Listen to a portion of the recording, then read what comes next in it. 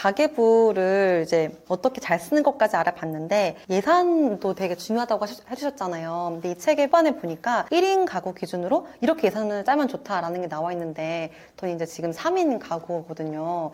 3인 가구 외벌이 이런 기준으로 예산을 세울 때 꼭 지켜야 할 원칙이 있다면 뭐가 있을까요? 제가 이제 책에는 맞벌이 3인 가구랑 1인 비용 가구를 많이 넣었는데 이게 그 통계적으로 약간 비율이 높아서 이렇게 넣었거든요. 외벌이 3인 가구의 중요한 점이 제가 보기엔 세 개가 있습니다. 이 출항한 이 배가 제대로 목적지까지 갈 수 있도록 우리 다 같이 힘을 합쳐서 이 가게를 운영하는 거니까 남편이든 아내든 같이 아까 가정의 목표를 먼저 정하신 다음에 여기서 우리가 일을 분담한 거라는 회의를 한번 꼭 하시면 좋겠어요. 공동된 목표를 정하고 일 분담에 대해서 서로 합의를 보고 이 합의를 보는 과정이 꼭 대화가 중요하거든요. 그래서 그걸 첫 번째로 중요한 점을 뽑고 싶고 두 번째로는 한 사람이 집에 있다 보면은 아이를 육아를 하고 보통은 살림을 하기 위해서 남아있는 경우가 많잖아요. 근데 제가 경험을 해보니까 아침에 나가서 어린이집이든 유치원을 보낸단 말이에요. 차를 태운 다음에 그 자리에서 바로 그 엄마들과 같이 카페에 가요. 가서 막 얘기를 하고 같이 뭐 밥 좀 먹고 하다가 어느새 학원 할 시간이라 뭐 차가 오든 내가 데리러 가든 다 같이 가서 이렇게 되면 어떠냐면 다 같이 휩쓸려서 여기에 좀 동화돼요. 이 지출을 내가 안 해도 되는 지출을 하게 되고 막 특히 아이에 관련된 용품 같은 거는 과다한 지출이 너무 쉬워요. 불안감을 자극하는 마케팅이 굉장히 많기 때문에 그래서 내가 먼저 좀 기준을 세워서 나는 내 교육과는 이렇고 이 정도면 하면 될 것 같아 라는 거를 좀 세우시면 좋을 것 같고 세 번째로는 애가 어느 정도 뭐 어린이집이든 유치원이든 갔다 했을 때는 한 3-4시간이라도 시간이 남잖아요. 네. 이거를 활용해서 집에서 뭐 재택근무 같은 거 하는 형태도 좋고 나가서 하셔도 좋고 약간 부수입을 10만 원, 20만 원이라도 벌어보시면 내가 사회생활에서 아주 멀어지지 않았다는 그런 충족감도 좀 생기고 그 돈으로는 또 내 여자만을 위한 또 여자만 또 가정일 하는 건 아니니까 이 집안일 하시는 분들을 위한 이런 노후 준비로 국민연금 추가 납부라던가 네. 개인 연금을 또 납부한다던가 이런 부분을 할 수 있거든요. 네. 그러면 결국 내가 내 노후까지 내 손으로 책임을 지는 거 이런 실감을 꼭 한번 해보시면 좋을 것 같아요. 네, 너무 중요한 포인트를 많이 말씀해 주셔가지고 저희 가계부도 다시 한번 이 기준에 따라서 세워봐야겠다는 생각을 해요. 제가 이제 작가님 팬이다 보니까 블로그도 자주 보는데요. 작가님 블로그에 매년 실제 작성하신 가계부가 엑셀로 올라와요. 그래서 진짜 우리 집 수입이 얼마고 지출이 얼마고 예산 어떻게 짰는지 올라오거든요. 제가 방금 이제 3인 가구, 외벌이 3인 가구 예산 말씀해 주셔가지고 이제 아래 자료로 띄워드릴 텐데 이렇게까지 공개하시는 분 혹시 보신 적 있으세요?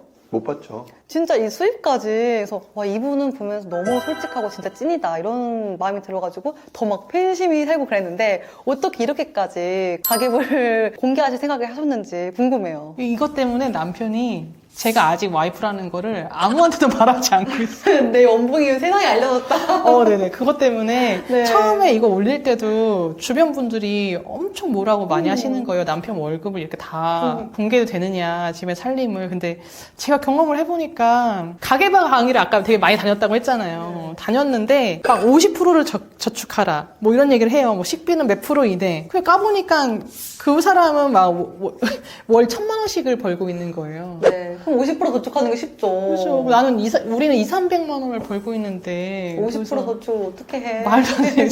기초생활비가 필요하잖아요. 그렇죠. 근데 제가 찾아보니까 다 그런 식으로만 하고 자기 거를 안 보여주려고 하길래 저는 블로그 시작하면서부터 그냥 다 공개를 하자. 그래서 차라리 이렇게 해서 성장해 가는 모습을 보여주는 게 낫지 않나 하는.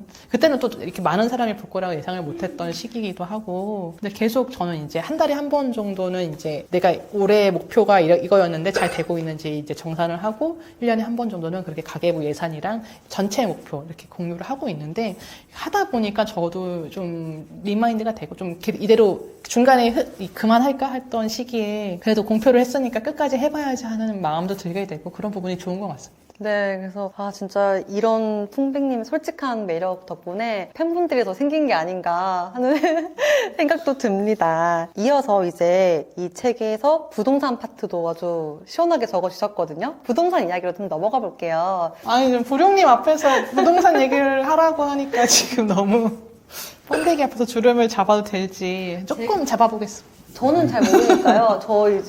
저 같은 초보자 입장에서 궁금한 것들을 많이 여쭤볼게요. 먼저 저 이런 생각을 좀 하거든요. 책에서 보니까 전월세도 제대로 시작해야지 이게 자가 보유로 가는 시간이 짧아진다라고 하셨어요. 저도 신혼 때 이제 빌라에서 시작해가지고 전세로 시작해서 이렇게 지금 집 사는 데까지 왔는데 누구나 다 처음부터 내 집 마련하고 갈 수 없잖아요. 근데 작가님이 말씀하신 전월세를 현명하게 찾는 방법? 고르는 방법이 있는지 알려주시면 좋을 것 같아요. 그동안 전월세 구하시는 사회 초년생분들 또 좀 도와드렸거든요. 근데 그 특징이 있는 거예요. 전월세 구하시는 분들 특징은 이게 내가 내 집을 산다고 생각을 안 하니까 한 번 보고 그냥 바로 결정을 하세요.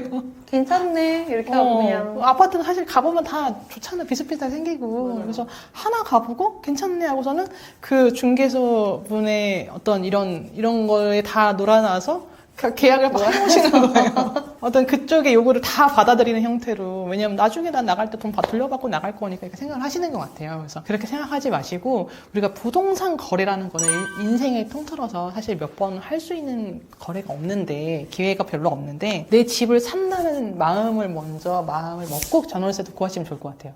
그래서 전월세도 내가 살고 싶은 지역, 내가 나중에 산다면 이거를 살 지역에 먼저 내가 체험판을 한번 해본다라는 생각으로 그런 지역을 먼저 선정에 들어가시는 게 좋을 것 같고 적어도 3개 이상의 후보지를 두고 뭐 3분에 다 각각 이 3개에 각각 3개에서 5개 정도 매물을 좀 보시면 좋을 것 같아요. 지금 보니까 하나 봤는데 여기서 뭐 이게 너무 좋은 조건이라고 하시니까 내가 또 그냥 집에 가면은 다시는 이렇게 안 내놓을 거라 같다고 막 설득을 할 때 홀랑 넘어가서 계약을 하고 오세요. 바로. 맞아요. 잘 모르니까요. 또 이제 중개사 분들이 친절하게 해주시니까 다 맞겠지 뭐 이렇게 하는데 사실 그렇지 않잖아요. 근데 우리가 대안이 있다고만 파악이 되면은 그렇게까지 조급해지진 않을 수 있거든요. 정말 그게 좋은 조건일 수 있지만 내가 이걸 잘 골랐다는 확신도 가지려면은 어느 정도 다른 거를 좀 보고 하시고 전세는 국가에서 그 대출해주는 제도가 많이 있으니까 저금리로 대출을 많이 활용해서 좀 저축액을 더 그만큼 늘릴 수 있도록 노력하시면 더 좋을 것 같습니다. 선배님도 사실은 저희 채널에서 이제 사회 초년생들이 집 구할 때 이런 거 알면 좋다라고 말씀해주고 싶어 하셨잖아요. 지금 또 생각나신 게 있으신지. 전세 얘기하니까 제 처음 집 살 때가 생각이 났어요. 지금은 지금 국가에서 전세 대출 많이 해주잖아요. 제가 집을 살 당시만 하더라도 전세 대출이라는 것 자체가 존재하지가 않았었어요. 너무 고조선하는데 어느 시대? 2000년대, 90년대 후반이었었거든요. 근데 그래서 제가 전세를 들어갈 수가 없어서 집을 산 케이스예요. 예를 들어서 1억짜리 집을, 그 당시에 1억짜리 집을 살려고 하면은 그래도 대출을 60%는 해줬어요. 60% 정도는 해줬다는 하게 되면 6천만 원 대출이 나오는 거죠. 근데 전세는 보통 한 7천 내서 전후됐던 것 같아요. 그럼 7천만 원을 다 내가 하거나 부모님이 내두셔야 되는 거였거든요. 그렇죠. 그럼 목돈이 없으면. 그래서 저는 그때 너무너무 속상하고 억울했던 게 뭐였냐면 난 전세 들어갈 돈이 없어서 집을 사야 되는 상황이야?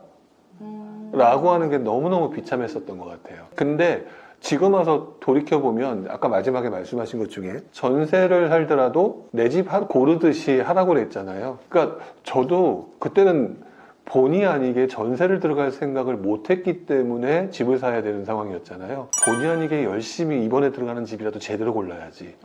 정말 열심히 공부하고 준비했었거든요. 그러니까 이게 약간 좀 일맥상통하는 부분이 있는 것 같아요. 그래서 집을 샀고 결과론적으로 보게 되면 별로 큰 돈은 못 벌었어요. 네. 처음 투자니까. 네, 처음 투자니까. 하니까 이제 보는 눈이 아무래도 다르잖아요. 큰 돈을 못 벌었었는데 결국 거기서부터 자양분이 된 것 같다라는 생각이 들어서 저 나름대로 되게 열심히 노력해서 역세권 샀고요. 그 당시에는 계단식이 없을 때 계단식 샀고요. 네, 나름대로 그 신축을 샀고요. 근데 다 오른 다음에 샀어요. 그때는 흐름을 몰랐을 때라. 시절이라. 근데 어쨌든 그랬던 경험들이 되게 도움이 됐기 때문에 지금 말씀하신 것처럼 내 집 고르듯이 해보는 게 되게 중요한 것 같아요. 모의 투자를 한다고 생각하는 모의 투자라는 차원에서. 네, 집을 사지 않고 시작하는 사회 초년생 분들이나 신혼부부들한테 정말 도움되는 얘기인 것 같아요. 이 꿀팁을 꼭 알아두고 활용하시면 좋겠습니다. 재테크 신선배. 시행착오를 줄이는 가장 빠른 길. 재테크 신선배 구독하고 다음 영상에서 만나요.